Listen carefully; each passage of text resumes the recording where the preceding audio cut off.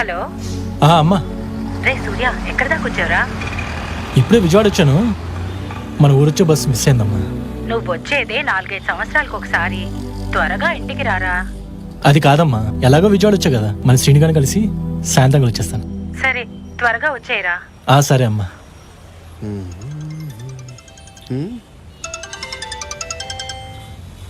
Hello సూర్య, చెప్పరా. అరే విజయవాడ వచ్చాను రా. విజయవాడ వచ్చావా? అదేంట్రా అంత సడన్ గా? ఇంటికి వెళ్ళే బస్ మిస్ అయిందిరా. సర్లే, ముందు నువ్వు ఎక్కడున్నావు చెప్పు.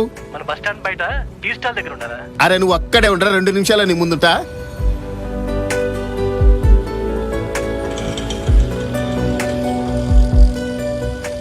అరే సూర్య, ఎలా ఉన్నావురా? బాగున్నాను రా. దా.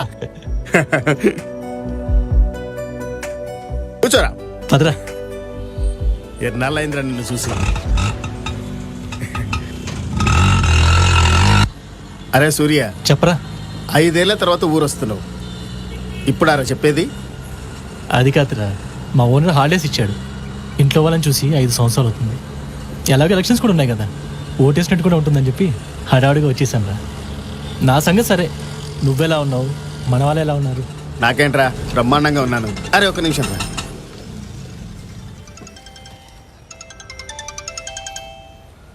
అన్నాయ్, లాస్ట్ ఇన్స్టాల్మెంట్ 1 వీక్లో కట్టేస్తా అన్నాయ్. అలాగే. ఏంట్రా ఇన్స్టాల్మెంట్స్ అంటున్నావు? ఇంకా ఇల్లు గడపడానికి ఇప్పుడు చేస్తూనే ఉన్నావా? అరే సూర్య, పరిస్థితులు ఒకప్పటిలా లేవురా. ఇంకొక ఇన్స్టాల్మెంట్ కడితే ఈ ఆటో నా సొంతం.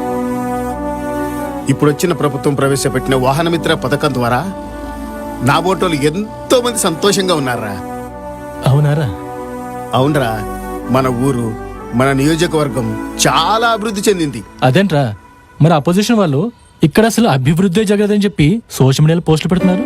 అవన్నీ వదిలేరా, నువ్వే ప్రత్యక్షంగా విజయవాడలో ఉన్నావు. మన తూర్పు నియోజకవర్గంలో జరిగిన అభివృద్ధి ఏంటో నువ్వే స్వయంగా చూస్తూ ఉన్నాడు. పద.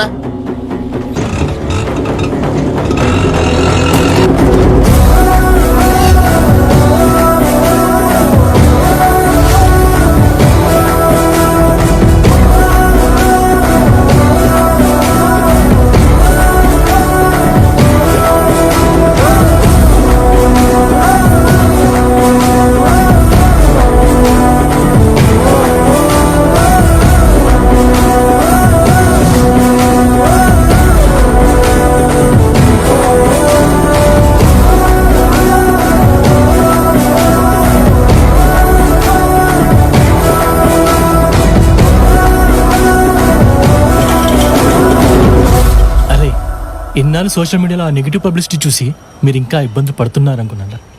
కానీ నా కళ్ళారా చూసిన తర్వాత చాలా సంతోషంగా ఉంది. మన బ్రతుకులు మారుతున్నాయి. అరే సూర్య, మన జగనన్న ప్రభుత్వం వచ్చాక మన భవిష్యత్తే కాదు, మన పిల్లల భవిష్యత్తు గురించి కూడా ఆలోచించి గవర్నమెంట్ స్కూల్స్ని ప్రైవేట్ స్కూల్స్కి ధీటుగా ఇంగ్లీష్ మీడియం స్కూల్స్గా మార్చారా. ఇప్పుడు నా పిల్లలు కూడా ఆ ఇంగ్లీష్ మీడియం స్కూల్లోనే చదువుతున్నారు. రేయ్, ఈ మన నియోజకవర్గంలో జరిగిన అభివృద్ధిని నీకు చూపించాలన్నా చెప్పాలన్నా ఈ ఒక్కరో సరిపోదురా, నువ్వు మళ్ళీ బస్సు మిస్ అవుతావు.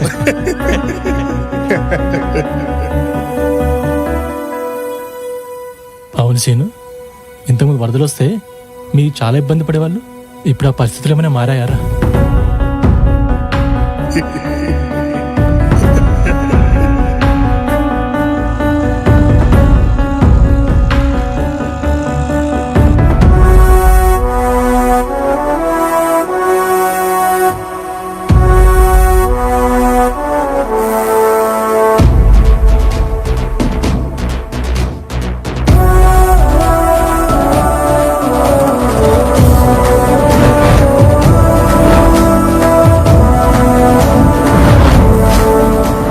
అరే, ఇంత పెద్ద గోడ ఎప్పుడు కట్టారా?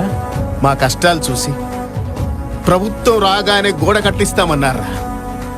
ఇచ్చిన మాట ప్రకారం ముఖ్యమంత్రి అవగానే ఈ గోడ కట్టి మా కష్టాలు తీర్చాడ్రా జగనన్న. 5 ఏళ్ళు చంద్రబాబు నాయుడు గారు ముఖ్యమంత్రిగా ఉన్నారు, కనిపించలేదు. రిటైనింగ్ వాల్ కట్టాలని, కృష్ణలంక ప్రాంతాన్ని కాపాడాలని చెప్పి ఈ రోజు తట్టలేదు. నాకే అనిపించి ఎస్టిమేట్ తయారు చేయించి వెంటనే రిటైనింగ్ వాల్ ఫండ్స్ శాంక్షన్ మనం చేసామని.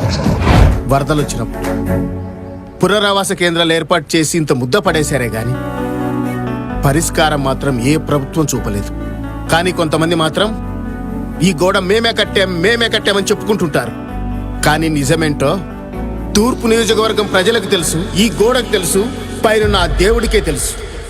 సరేరా, ఇంత అభివృద్ధి జగనన్న ప్రభుత్వంతో సాధ్యమైందని అర్థమైంది. కానీ ఇదంతా మీతో ఉండి చేయించింది ఎవర్రా? మా ధైర్యం.